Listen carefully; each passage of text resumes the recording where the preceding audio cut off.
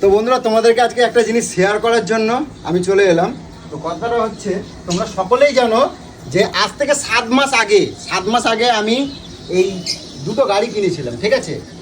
একটা আমার জন্য কিনেছিলাম আর একটা আমার মামাতো শালা কৌশিকের জন্য কিনেছিলাম, সেটা তোমরা দেখেছো।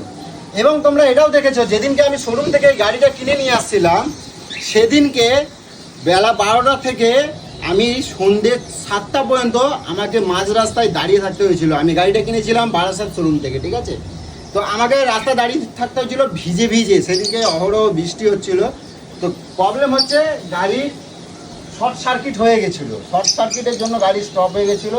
না আমরা এদিকে যেতে পারছি না, ওদিকে যেতে পারছি না, কোনো মেকানিক শোরুমে ফোন করছি, শোরুমের কেউ আসছিলও না, আসেও নি। সেই সন্ধ্যের সময় গিয়ে এসছে সারাদিন পরে।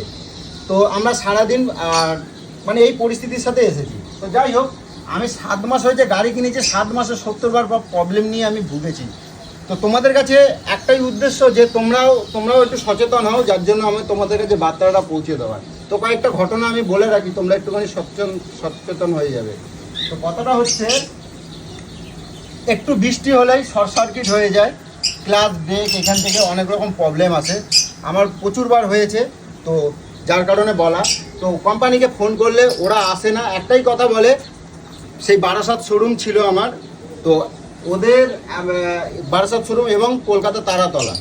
তো ওদেরকে ফোন করলেই, কোম্পানিকে জানালেই কোম্পানি বলে একটা গাড়ি, মানে গাড়িতে লোড করো, গাড়িতে লোড করে আমাদের এখানে নিয়ে এসো।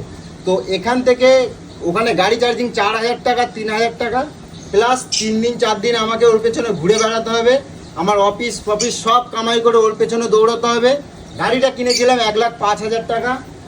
এবং আরও প্রবলেমটা আমি বলে দিই, আজকের দিনে দাঁড়িয়ে তো হয়তো আমি গাড়িটা চালিয়েছি 4,000 কিলোমিটার আমি গাড়ি চালিয়েছি, হয়তো আমার তেল পুরতো হয়তো 5,000 থেকে 6,000 টাকার তেল পুরতো।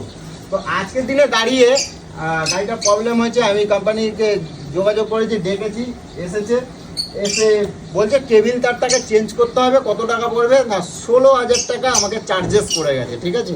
তো তোমাদেরকে কয়েকটা ঘটনা আমি তোমাদেরকে বলি। তো আরও কিছু ঘটনা আছে, তোমাদেরকে একটুখানি শেয়ার করি, কারণ তোমাদেরকে সচেতন করার জন্যই আজকে আমার এই বার্তাটা। তোমরা সবাই জানো যে ডেঞ্জার কাপেল তোমাদেরকে সচেতন সবসময় করে এসেছে, আজকের দিনেও দাঁড়িয়ে তোমাদেরকে সচেতন করছি। তোমরা সোশ্যাল মিডিয়ায় বিভিন্ন প্ল্যাটফর্মে তোমরা দেখেছো এই ব্যাটারি সম্পর্কে অনেক ঘটনা ঘটে গেছে অলরেডি, যে ব্যাটারি ব্লাস্ট হচ্ছে। কারণ এর মধ্যে যে তারগুলো রয়েছে, খুব ছোট ছোট তারগুলো রয়েছে, তো একটা তার কোনো রকম পাঞ্চ হয়ে গেলে, শর্ট সার্কিট হয়ে গেলে ব্যাটারিটাও যখন তখন বিরাট বড় মানে অ্যাক্সিডেন্ট হয়ে যেতে পারে, অনেক বড় দুর্ঘটনা ঘটতে পারে। তো এটা তো একটা অ্যাক্সিডেন্ট, মানে একটা ভয়াবহ ঘটনা মানে রয়েছে। তার মধ্যে আমি বলি, আজকে আমি ব্যাটারি গাড়িটা কিনেছিলাম এই কারণেই, আমার গলু আমাকে ভালোবেসে আমাকে একটা অ্যাপাচি গাড়ি কিনে দিয়েছিল বন্ধনের লোন তুলে। তো আমার কাছে খুব দুঃখের ব্যাপার এটাই যে আমি সেই অ্যাপাচি গাড়িটাকে আমার নিজের সাশ্রয়ের জন্য আমি নিজের অ্যাপাচিটাকে বিক্রি করে দিয়ে এই ছ্যাঁতা একখানা কিনে আনছি। আমি ছ্যাঁতা গাড়ি না, এটা ছ্যাঁতা আমি কিনছি।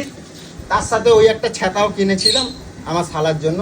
এই 2 ছ্যাঁতা কিনে আমি এই 7 মাসে 70 বার আমি পাগলে হয়ে যাচ্ছি। আজকে হরেনের সমস্যা, কালকে একটু ঝিরি ব্যাঙের মতন জল পড়তিছে, সেখানে গাড়ি বন্ধ হয়ে পড়ে আছে, বা চাবি অন করছি, মানে কি বলবো, গাড়ি হরেন প করে বাজেই যাচ্ছে, মানে গাড়ির আর হরেন আর বন্ধ হয় না। এই সমস্যাগুলো তো রয়েছে, আরও বিভিন্ন রকমের সমস্যা গাড়ির। আমি তো আর ইঞ্জিনিয়ার না যে আমি বলতে পারবো কোথা থেকে কি হচ্ছে, বলতে পারছি না। তো আমার একটাই উদ্দেশ্য যে আমার এত সুন্দর তেলের গাড়ি থাকতে যে আমি এই ছ্যাঁতা কিনবো, এটা আমি কখনো ভাবিনি। আর আজকে তার জন্য আমাকে ভুগতে হচ্ছে, যেটা বউ আমাকে ভালোবেসে আমাকে কিনে দিয়েছিল, আজকে তার মর্যাদাটা আমি দিতে পারলাম না। তো আমি এই কারণেই কিনেছিলাম যে এত তেল কিনবো, কেনার থেকে আমি যদি ব্যাটারি গাড়ি কিনি তাহলে হয়তো আমার তেলটা বাঁচবে। তো সেই অনুযায়ী আমি এই ছ্যাঁতা কিনছিলাম। আমি ভালো জিনিস লক্ষ্মীটাকে বিদায় করে দিয়ে একটা অলক্ষ্মী কিনে আনছি। তো আমি তোমাদেরকে এইটাই সচেতন করানো যে তোমরা এই ভাববে হয়তো ব্যাটারি গাড়ি অনেক সাশ্রয় হবে কিছু, বা তা কিছু নয়। 7 মাসে যদি আমি 16,000 টাকা যদি আমি কেবিল তার চেঞ্জ করি, বন্ধুরা তোমরা একটু হিসাব করে দেখবে, যদি 7 মাসে আমাকে কেবিল তার চেঞ্জ করতে হয়, মানে 16,000 টাকা দিয়ে আমার 16,000 টাকা তেল পুড়তো। তোমরা একবার ডিসিশন মানে বিচার করে আমাকে বলো কথাটা, কারণ কত বোকামি, মানে বোকার মতন আমি কাজ করছি সেটা তোমরা দেখে নাও। আচ্ছা, এটা গেল। আমি রাগ করে বলে দিলাম আমার গাড়ি সারান করার দরকার নেই, আমার গাড়ি এরম পড়ে থাক।